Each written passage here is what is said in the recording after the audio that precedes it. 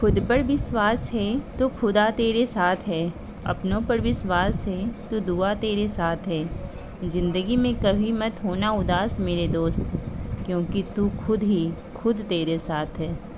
ना पढ़ने का तुम्हारे पास हज़ार बहाना है, पर यह फैसला अब तुम्हारा है कि जीवन भर दूसरे के व्हाट्सएप पर स्टेटस देखने हैं या खुद का एक अपना स्टेटस बनाना है।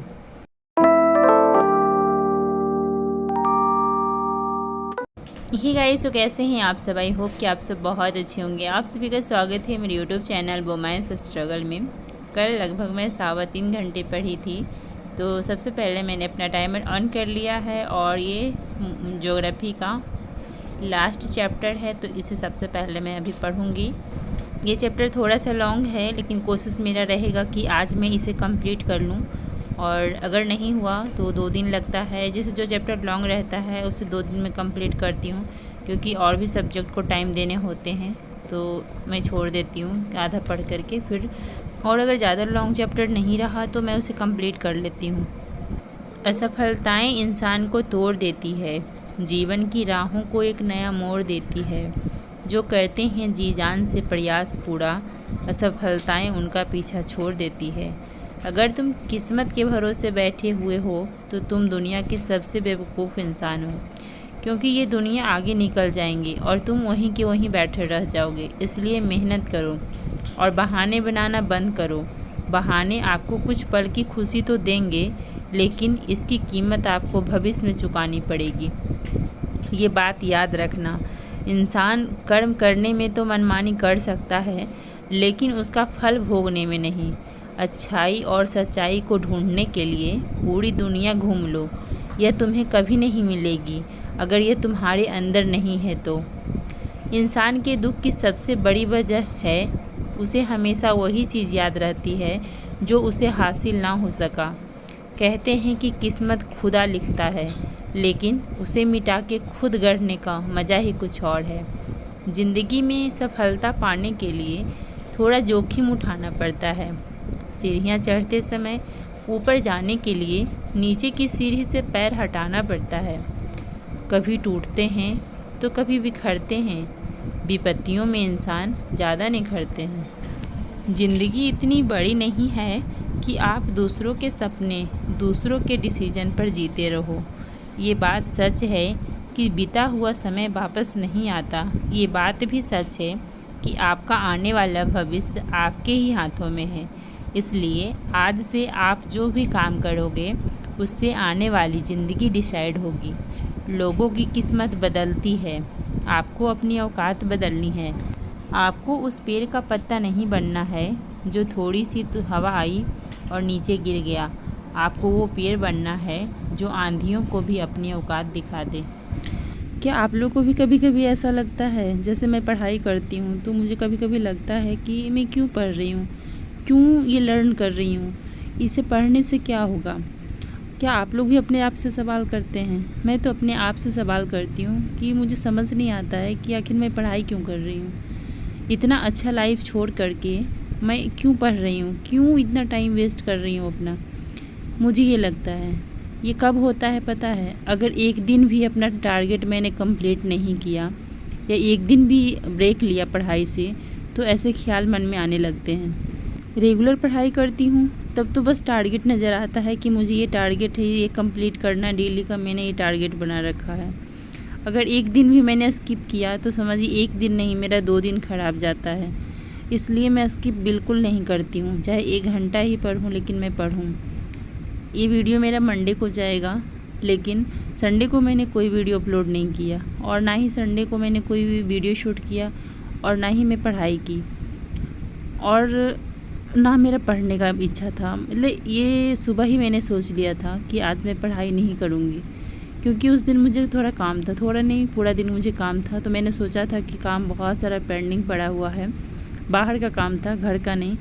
तो मैंने सोचा कि बहुत काम पेंडिंग पड़ा है तो आज इसे कंप्लीट कर लेती हूँ। हस्बैंड की भी छुट्टी थी, तो मैंने संडे को फुल डे बाहर ही रही।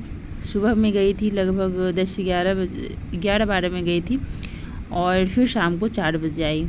तो पूरा दिन मैं बाहर ही रही और मैंने सोच लिया था कि आज मुझे नहीं पढ़ना है, तो संडे में नहीं पढ़ी, तो मंडे भी आज मेरी अच्छे से पढ़ाई नहीं हो रही अभी तक।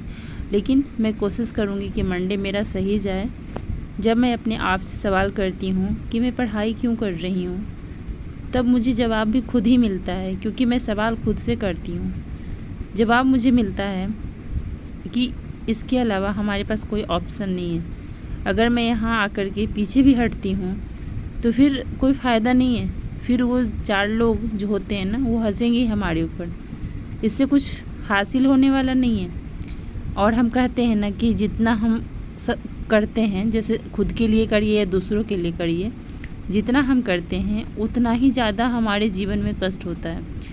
देखिए, जो इंसान स्ट्रगल कर रहा है वही इंसान फेल भी होता है, वही इंसान असफल भी होता है।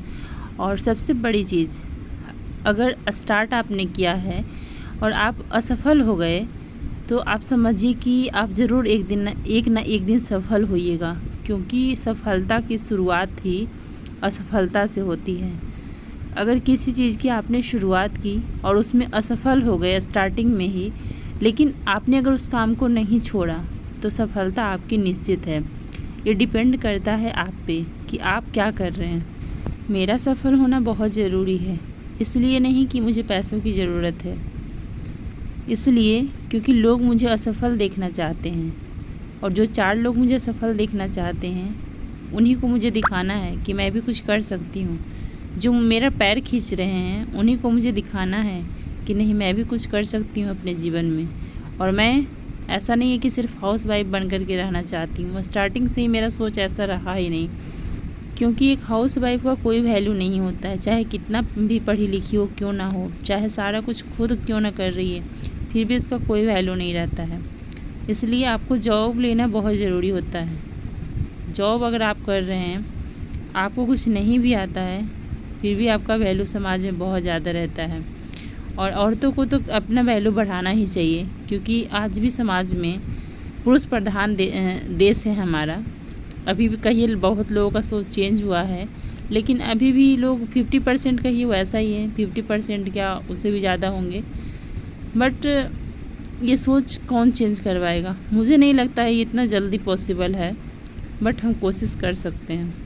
लड़कियां कहाँ से कहाँ चली गई, लेकिन आज भी हमारा समाज हमें कहीं भी जाने से रोकता है, कहीं कुछ करने से रोकता है कि लड़की हो तुम क्या करोगी ये सब करके, लड़की हो तुम्हें जॉब करने की क्या ज़रूरत है, लड़की हो तुम्हें बाहर जाने की क्या ज़रूरत है, लड़की हो सब कुछ हम घर में ला करके दे देंगे, तुम घर में रहो क्योंकि तुम लड़की हो। लड़की का कोई अधिकार नहीं है कि तुम बाहर जा कर के अपने लिए काम करो, 2 पैसे कमाओ या फिर शान की ज़िंदगी जी सको। ये लड़कियों के लिए नहीं है। और वही लड़की अगर कोई आवाज़ उठाती है अपने लिए, तो वो समाज के लिए, घर परिवार के लिए, सबके लिए बुरी बन जाती है। और अगर वो लड़की चुपचाप सब कुछ सहती है तो सबके लिए अच्छी रहती है। अगर वो अपने लिए, खुद के लिए अगर खड़ा होती है तो फिर लोग उसे बहुत बेकार समझते हैं, बहुत बदतमीज़ समझते हैं। ये समाज पता नहीं कब चेंज होगा। ये सारी चीज़ें मैं देखती हूँ अपने आसपास तो मुझे बहुत बुरा फील होता है, क्योंकि मैं एक खुली सोच वाली लड़की हूँ। मुझे नहीं लगता है कि किसी को भी, चाहे मेरे बच्चे ही क्यों ना हो, चाहे बच्चा, तो देखिए सबसे बड़ा एक औरत के लिए बच्चा होता है, उसे चाहे जैसे चाहे वैसे रख सकती है। मैं अपने बच्चे को कभी भी कंट्रोल में करके नहीं रखती हूँ। मुझे लगता है उसका भी अधिकार है, उसको भगवान ने जीवन दिया है तो उसको भी जीने का अधिकार है, खुल के जीने का अधिकार है। मैं कौन होती हूँ उसको इतना ज़्यादा कंट्रोल में रखने के लिए।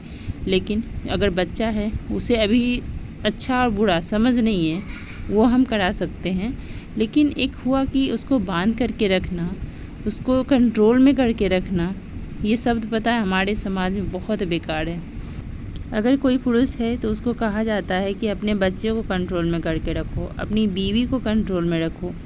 मुझे ये समझ नहीं आता है कि पुरुष कौन होता है किसी को कंट्रोल में करके रखने वाले। कंट्रोल शब्द क्या होता है? इसका मतलब लोग यही समझते हैं कि उसको बस आओ, अभी तक खाना क्यों नहीं बना है उसके लिए पिटाई लगाओ, अभी ये काम क्यों नहीं हुआ इसके लिए पीटो, बच्चा अभी तक स्कूल क्यों नहीं गया उसके लिए पीटो, हर चीज़ के लिए उसकी पिटाई लगाओ, हर चीज़ के लिए उसे ताना दो। वो औरत है, वो भी इंसान है, सब कुछ छोड़ कर के आई है आपके यहाँ, उसके बाद भी ये सारी चीज़ें होती है।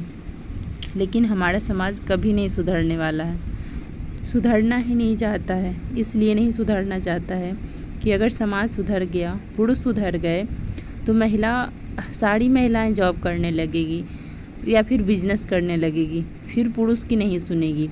तो फिर पुरुष का कौन सुनेगा? क्योंकि उनको तो स्टार्टिंग से महान बनने की आदत है, तो महानता ख़त्म हो जाएगी ना, फिर वो अपना जीवन कैसे व्यतीत करेंगे। बहुत सारी बातें मैंने कर ली, और अगर मेरी बातों से आप लोग हर्ट होते हैं तो प्लीज़ माफ़ कर दीजिएगा।